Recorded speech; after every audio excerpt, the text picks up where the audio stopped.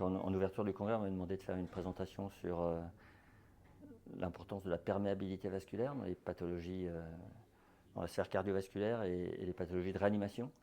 Donc nous, on s'intéresse beaucoup à ça parce que, en effet, ces perméabilités vasculaires qui sont induites chez les patients sont un réel problème. Il n'y a pas vraiment, on ne connaît pas tout à fait les médiateurs, il n'y a aucun traitement, aucune thérapeutique qui adresse ce problème-là, et donc c'est un sujet de recherche qui est vraiment fondamental pour la santé humaine, quoi. Donc, comme on est une conférence de cardiologie, j'ai d'abord présenté ce qu'on fait sur une thématique de reperfusion post-accident vasculaire. Donc, on a des papiers preuves de concept sur l'infarctus du myocarde et sur l'accident vasculaire cérébral, où on sait que la reperfusion est importante. C'est un moment où, suivant la qualité de la reperfusion, qu'on ait une reperfusion correcte ou ce qu'on appelle un no reflow, il ne se passe pas tout à fait la même chose chez les patients. Donc on essaye de trouver des médiateurs d'une meilleure qualité de reperfusion, et on a identifié au laboratoire quelques protéines qui, par leur activité de protection vasculaire, permettent justement une meilleure reperfusion des organes après avoir débouché l'artère coupable.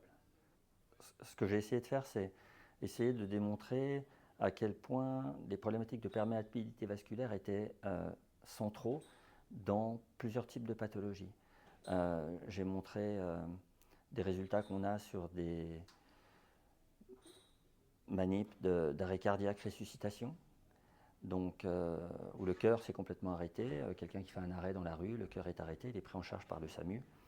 Et on sait qu'à partir du moment où il n'y a plus de perfusion, on appelle cette phase de no flow, on sait qu'on commence à avoir une altération vasculaire qui est vraiment fondamentale et qui participera à l'évolution du patient. Donc comme on est dans une conférence de cardio, j'ai beaucoup insisté là-dessus.